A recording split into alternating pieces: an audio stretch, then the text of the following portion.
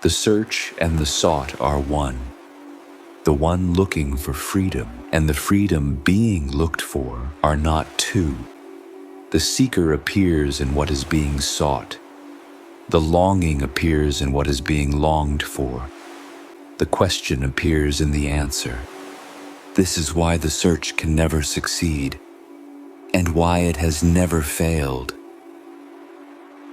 The mind does not understand this. The mind works by dividing.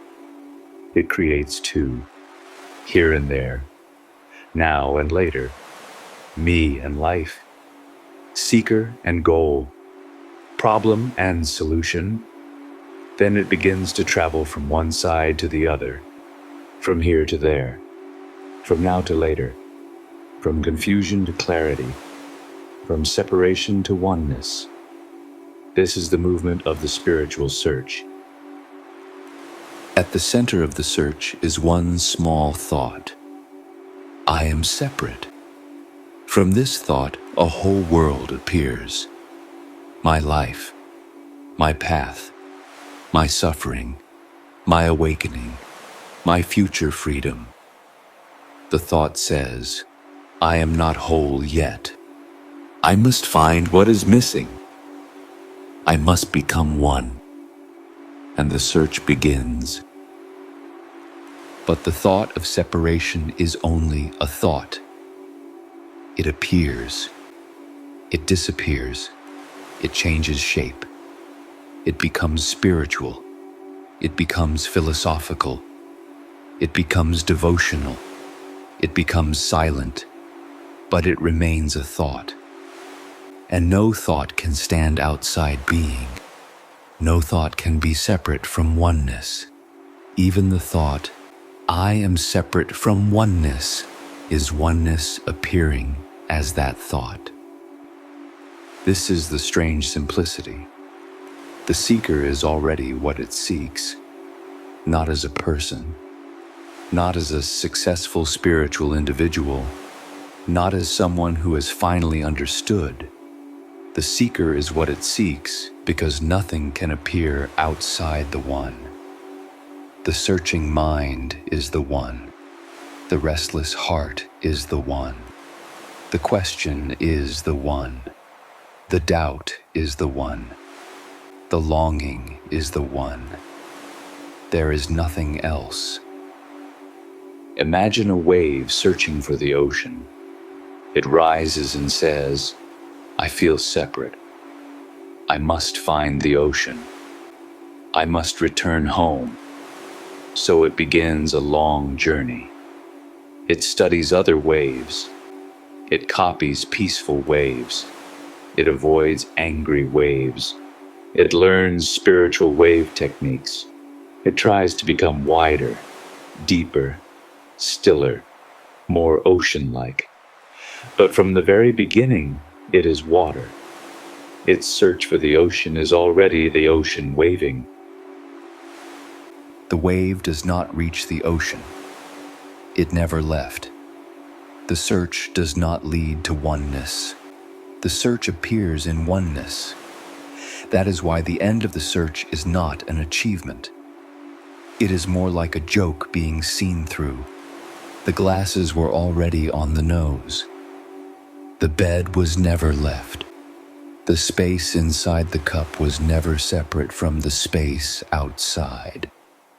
Only a thought said there was distance. The little me wants the search to have a grand ending, a final moment, a great opening, a permanent state, a clear before and after. It wants to say, I was lost, then I found. I was asleep, then I woke up. I was separate, then I became one. But who would say this? Only the little me. Only the voice that turns life into a personal story. The little me wants to survive the end of the search. It wants to be there when freedom arrives. It wants to receive the prize. It wants to remember the moment. It wants to tell the story. But freedom is not an object given to the seeker. Freedom is the absence of the one who needs to receive it. When the answer appears, the one asking may no longer be found. When the sought is seen, the seeker is not there to possess it. That is why this cannot become your achievement. This may sound disappointing. The mind says, then why search at all? But searching happens, just as breathing happens, just as thinking happens, just as hunger happens, just as rain happens. There is no need to condemn the search. There is no need to stop it. There is no need to continue it. The search is simply what appears. And if the search falls away, that is also what appears. Both are the one. The spiritual mind often tries to stop searching. It hears that the search is the obstacle. Then it says, "Good, I will stop searching." Now stopping the search becomes the new search. The seeker searches for the end of seeking. The mind tries to give up the mind. The little me tries to dissolve the little me. And the game continues. There is nothing wrong with this, but it is good to see the movement. Nothing needs to be forced. You do not have to stop seeking. You do not have to keep seeking. You do not have to surrender. You do not have to understand. You do not have to become quiet. All of that belongs to the world of effort, the world of cause and effect, the world of the little me. Oneness is not reached through effort, and it is not reached through the absence of effort. It is not reached. This is why spiritual practice can feel confusing. Meditation may happen. Prayer may happen. Reading may happen. Satsang may happen. Silence may happen. All of it may soften the body-mind. All of it may change conditioning. All of it may bring more calm into daily life. There is nothing wrong with any of it. But none of it produces oneness. How could oneness be produced? What would produce it? Who would receive it? Where was it before? Oneness is not an effect. It is not caused by meditation. It is not caused by understanding. It is not caused by suffering. It is not caused by grace. All of those may appear, and all of those may disappear. But what you are does not depend on what appears. The ocean is not caused by the wave. The screen is not caused by the movie. The space is not caused by the cup. The one simply is.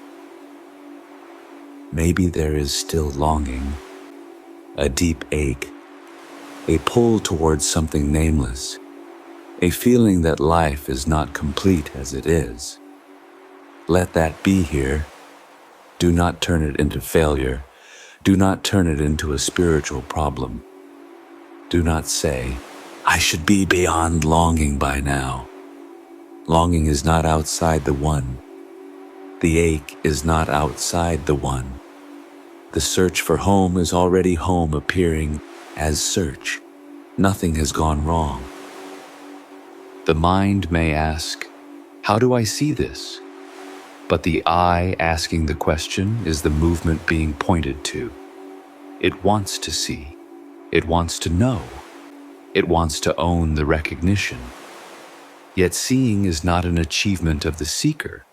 It is more like the seeker becoming transparent. The question softens.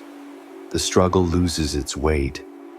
The center cannot quite be found, and there is only what has always been here. This does not mean that life becomes empty in a cold way. Life continues. The body eats. The hands work. The phone rings. The cat wants food. A friend calls. The world appears. Ordinary life is not the enemy of freedom. Ordinary life is the appearance of freedom. There is no need to escape the kitchen. No need to escape the marketplace. No need to escape thoughts. No need to escape the little me. Nothing stands outside this.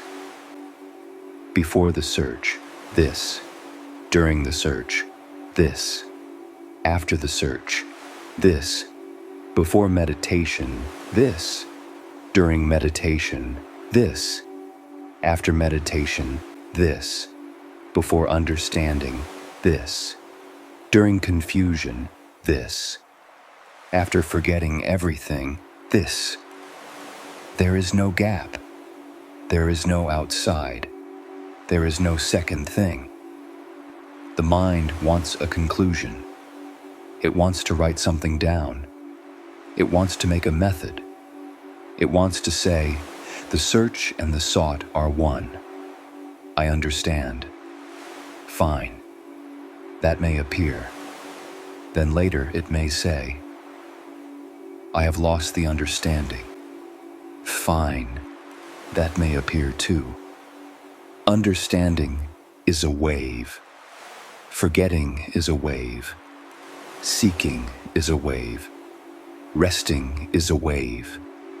The ocean remains water. You do not need to become free. You do not need to find being. You do not need to arrive at oneness. The one who wants to arrive is already appearing in what cannot be left. The seeker is not the enemy. The search is not a mistake. The longing is not a problem. They are the one appearing as seeker, search, and longing. Nothing is excluded. Maybe the search will continue after this video. Maybe another video will be watched. Another book will be opened. Another question will appear. Another doubt will arise. No problem. The one appears as all of that. And perhaps at some point, the search simply exhausts itself. Not because someone stopped it. Not because someone succeeded. Not because the mind finally solved the mystery.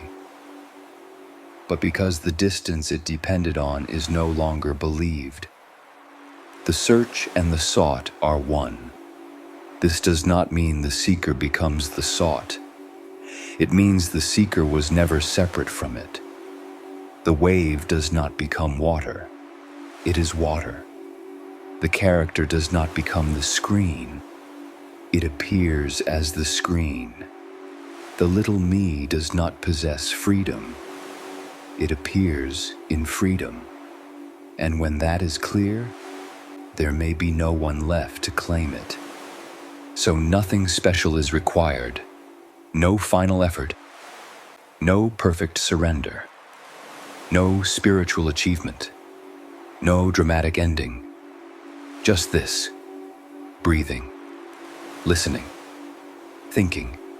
Feeling. Being. Everything already included. Everything already complete. Everything already appearing as the one. The search is the sought. The question is the answer. The seeker is what is being sought. There is only this now.